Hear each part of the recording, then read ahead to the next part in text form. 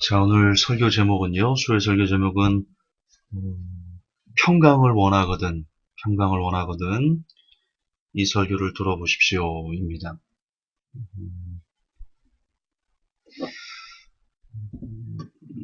저는 평강한 삶을 원합니다. 여러분도 원하시나요? 하나님께서도 우리가 이 땅에서 평강하게 사는 것을 원하십니다. 번영신학이 아니고요. 성경에 그렇게 되어 있습니다. 항상 기뻐하라, 쉬지 말고 기도하라, 범사에 감사하라. 이는 그리스도 예수 안에서 너희를 향하신 하나님의 뜻이니라. 그렇습니다. 하나님은 우리가 이 땅에서 평강하게 사는 거, 기쁘게 사는 거, 행복하게 사는 거, 감사하며 사는 거, 하나님이 참으로 원하십니다. 그러면 묻겠습니다. 여러분들은 지금 여러분의 삶이 평강하십니까?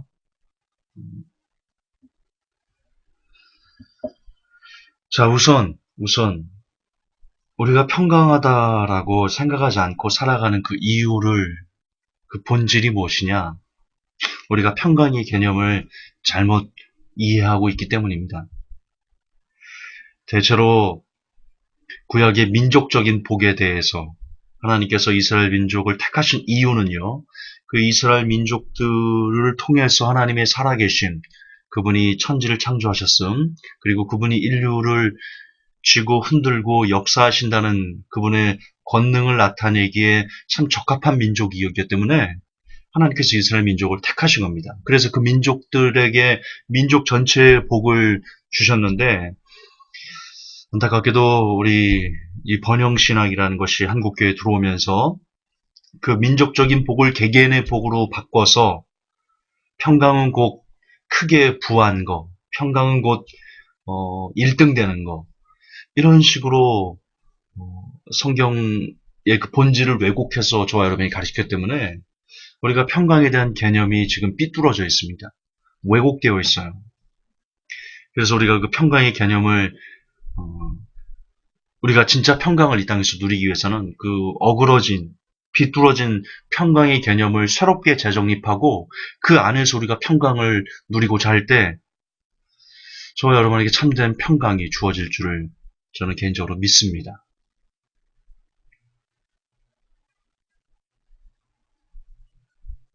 부와 영광이 극한 것이 과연 평강일까? 부와 영광이 극한 것이 과연 그 사람에게 복일까? 여러분 열왕기상 열왕기하를 쭉 읽어보십시오. 솔로몬을 하나님께서 얼마나 사랑하셨는지 알 수 있어요. 솔로몬이 여디디아, 하나님께서 여디디아라는 애칭을 솔로몬에게 주셨죠. 성경에 이렇게 나옵니다. 이는 하나님이 저를 사랑하심이라. 예, 여디디아는 하나님이 저 사람을 사랑하신다라는 뜻입니다. 그리고 그가 하나님께 또 예쁜 짓도 했죠. 원수의 생명도 구하지 않고, 그리고 뭐 큰 부나 명예나 이런 것도 구하지 않고 하나님께서 주신 그 백성들을 잘 다스릴 수 있는 지혜를 주옵소서. 하나님 감동하셨죠, 솔로몬에게. 그래서 많은 복을 주셨는데 사방에서 그의 지혜를 들으러 오고 뭐 여기저기서 왕들이 금은보화를 싸들고 그에게 왔죠. 와서는 다 하나같이 당신의 지혜는 신의 제다 이런 식으로 그를 추앙하고 높여주고 모든 사람들이 다 그랬죠. 그의 앞에 거침이 다 없었습니다. 시온의 대로 그냥 빵빵 뚫렸고요. 원하는 여인들은 다시 자기 마누라로 삼았습니다.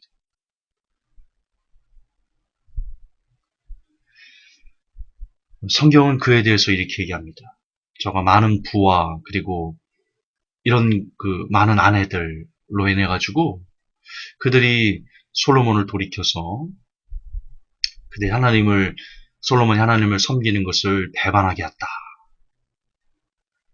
솔로몬이 가졌던 부, 솔로몬이 가졌던 극한 영광, 솔로몬이 가졌던 그 거대한 권력들, 그리고 사람들의 한결같은 칭송들, 그게 결국 솔로몬으로 하여금 하나님을 떠나게 하는 저주가 되었다. 성경은 이렇게 이야기합니다. 하나님께서 그가 떠나자, 하나님을 배반하자 꿈에 여러 번 나타나셨어요. 솔로몬에게 그러지 말라고 솔로몬을 야단치셨습니다. 그럼에도 불구하고 솔로몬은 그 말을 듣지 않습니다. 이미 눈이 가려버린 겁니다. 아십니까, 여러분? 솔로몬이 무엇을 부활시켰냐면 몰록 제사. 그러니까 그 당시 몰록 제사, 하나님께서 얼마나 몰록 제사를 싫어했냐면, 몰록 제사는 자신의 자녀를 불에 살라가지고 신에게 드리는 것이 몰록 제사입니다. 솔로몬이 그것을 부활시켰습니다.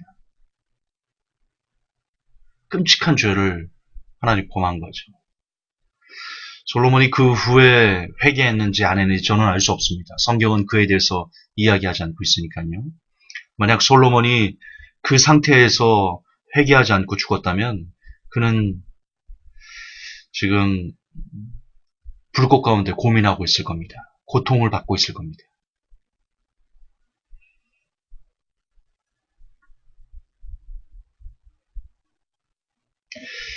이처럼 이런 솔로몬의 역사를 보았을 때 솔로몬이 과연 평강의 사람이었을까? 솔로몬이 누렸던 그런 것들이 과연 평강일까?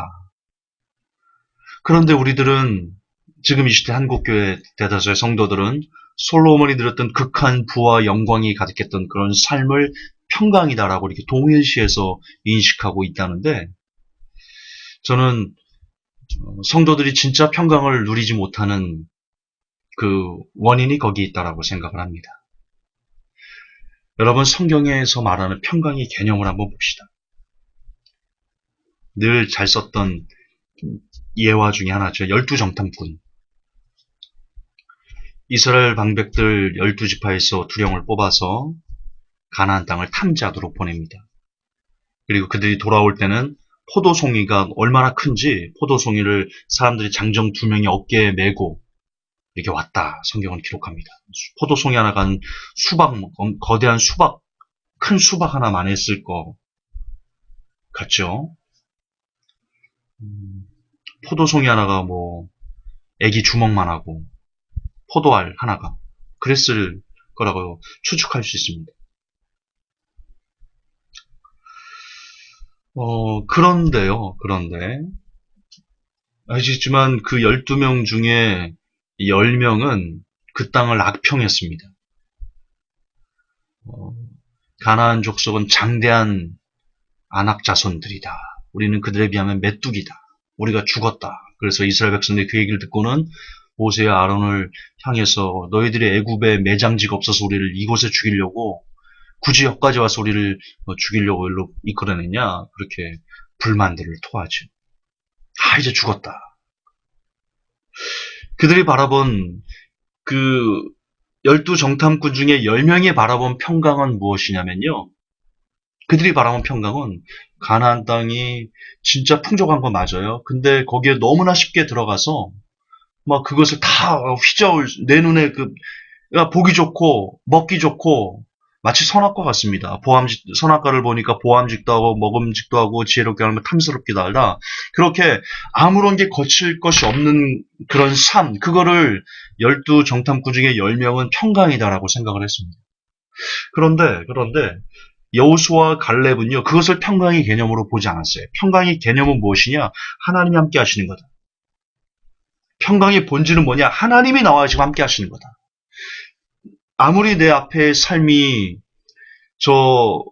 정말 거대한 장대한 자손들이 길을 가로막고 있고 여러 성벽이 엄청나게 두껍게 위로 쌓아져 있어. 앞이 사방이 캄캄하게 막혀 있고 지금 여기 보이는 것은 광야고 내가 여기서 당장 죽을 것 같다 할지라도, 그런 상황이 있을지라도 하나님이 지금 나와 함께 하시냐 안 하시냐가 그게 여호수아와 갈렙에게는요 평강의 기준이었다는 겁니다. 그게 평강의 기준이었어요.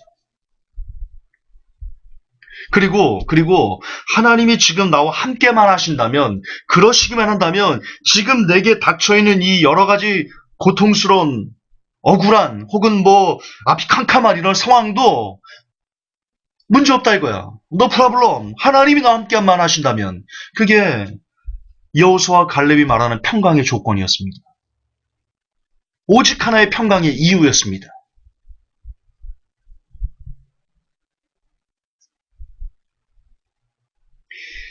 다니엘이 절하면, 예루살렘 향해서 절하면, 다른 신에게 절을 하면 이제 죽일 것이다 라고 반포한 왕의 칙령을 듣고도 평소에 하던 대로 예루살렘을 향해서 하루에 3번씩 기도하였습니다. 경배하였습니다.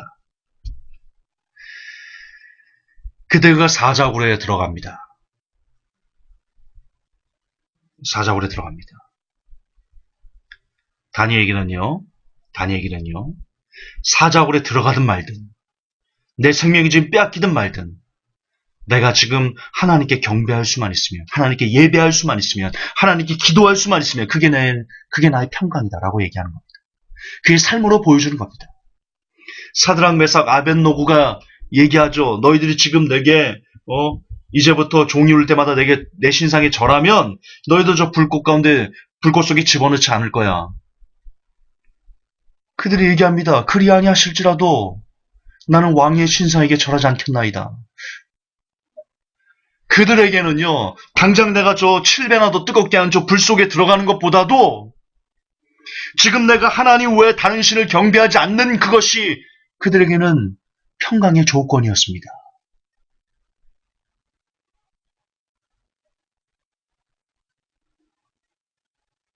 여러분, 신약시대에 하나님 때문에 가장 많은 고통을 당했던 사람이 누군지 아십니까? 사도 바울입니다. 고린도후서 12장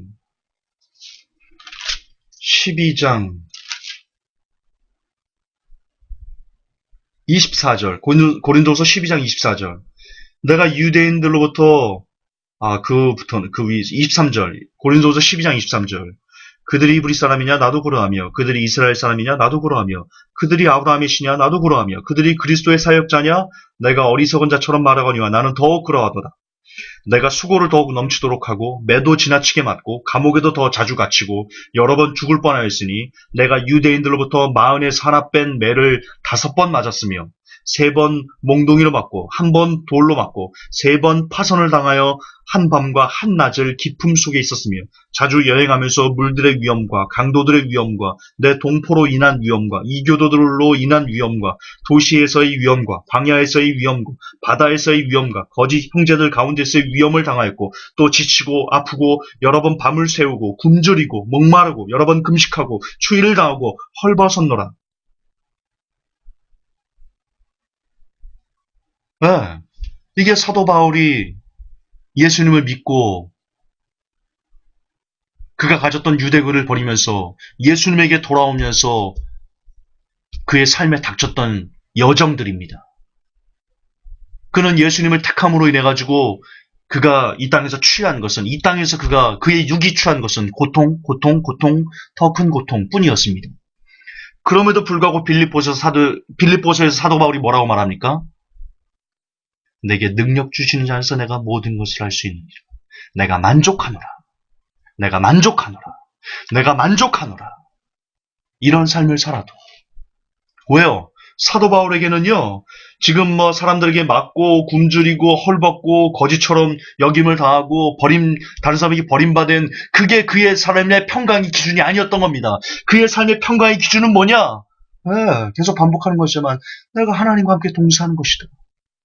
하나님이 나의 길을 보고 계시고 그분이 나의 길을 인도하시고 그분이 나와 함께 하셔서 그분이 주시는 능력으로 내가 지금 이런 고통스러운 상황도 나는 해피하다, 나는 즐겁다, 나는 할렐루야다. 초막이나 궁궐이나 내 주에서 모신 것이 그 어디나 하늘나라. 할렐루야. 그게 사도 바울의 평강의 기준, 조건이었습니다. 이제 우리에게 시선을 돌려봅시다.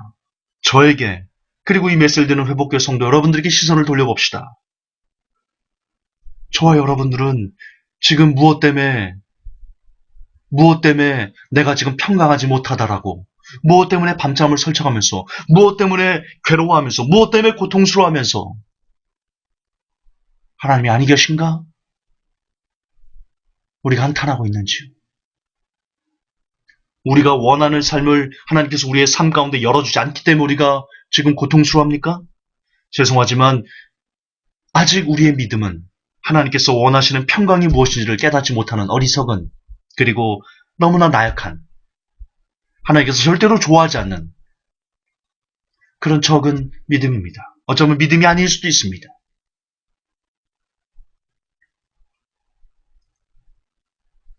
반면 지금 여러분의 삶이 온갖 중한 질병에 걸리고 삶이 다 무너져가고 어렵고 고통스러운 삶의 환경들이 여러분을 들이닥친다 할지라도 여러분이 하나님 때문에, 그분께 내가 지금 예배할 수 있다는 것 때문에, 그분께 내가 기도할 수 있다는 것 때문에, 내가 감히 그분을 하나님이라고 부를 수 있는 이 입술을 가졌다는 것 때문에 여러분이 잠시라도 기쁠 수 있습니까? 행복할 수 있습니까? 이 시간 그런 사람은 할렐루야를 외치십시오. 당신이야말로 진짜 하늘의 평강이 무엇인지를, 진짜 평강의 본질을 제대로 알고 하나님을 섬겨가는 진짜 크리스찬이시기 때문입니다. 하나님이 그 모든 눈물을 분명 여러분의 눈에서 닦아주실 겁니다.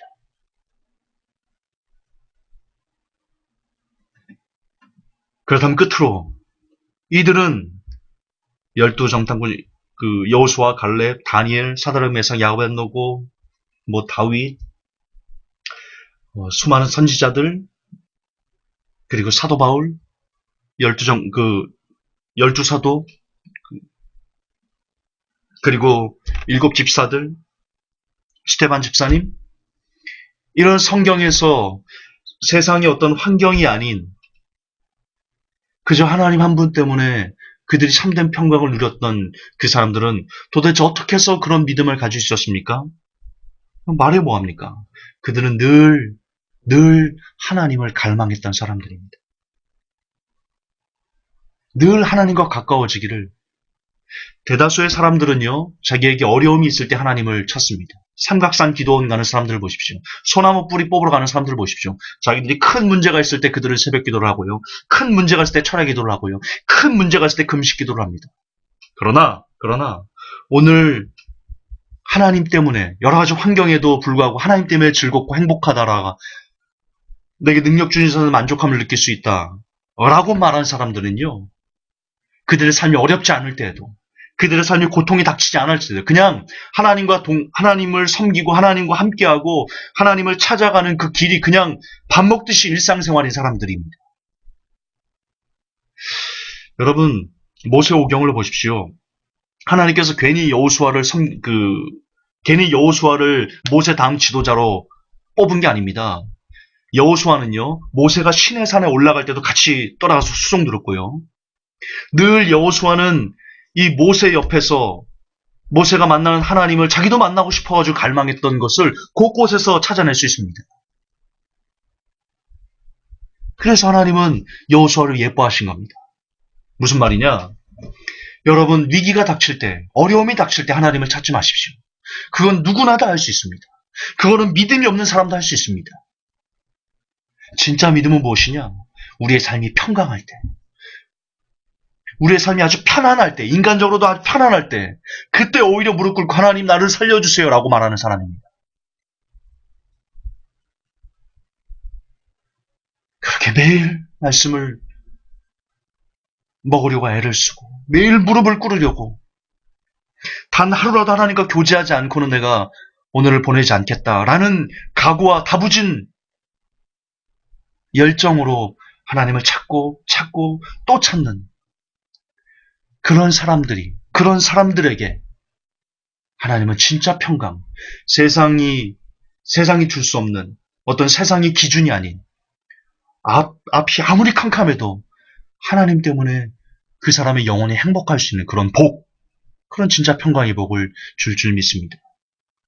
여러분, 건강은 언제 지켜야 됩니까? 건강은 건강할 때 지켜야 됩니다. 아멘이십니까? 동의하십니까? 여러분, 영혼의 건강도 마찬가지입니다. 영혼의 건강도 영혼이 병들기 전에 지켜야 됩니다. 건강할 때 건강을 지키듯 영혼의 건강도 건강할 때 더 기도하고 말씀 보면서 그 영혼의 건강을 여러분이 잘 지켜낼 때 진짜 온갖 종류의 바이러스가 영혼에 침투하더라도 그것을 담대하게 이기고 승리하여 하나님 앞에 설 수 있을 것입니다. 부디 회복교회 성도 여러분, 부디 평소에 여러분이 일상생활에서 하나님을 찾고 마치 오늘 내가 하나님을 만나지 않으면 죽을 것 같은 그런 심령으로 우리 간절히 여호와를 찾는 저와 그리고 모든 회복될 성도들이 되시기를 주 예수 그리스도 이름 받들어 축복하며 권면하며 부탁합니다. 하나님 아버지, 우리가 평강의 개념을 잘못 알고 있습니다. 바르게 알기를 원합니다. 바르게 깨닫기를 원합니다. 그래서 하나님이 주시는 그 참된 평강 안에서 우리가 초막이나 궁궐이나 내 주 예수 모신 곳이 그 어디나 하늘나라 노래할 수 있는, 찬양할 수 있는, 찬미의 제사를 드릴 수 있는, 입술의 열매의 제사를 하나님께 올려드릴 수 있는 제가, 그리고 모든 회복교회 성도들이 되게 하여 주옵소서. 걸어가신 우리 주 예수님 이름 받들어 감사하며 축복하며 기도하옵나이다. 아멘.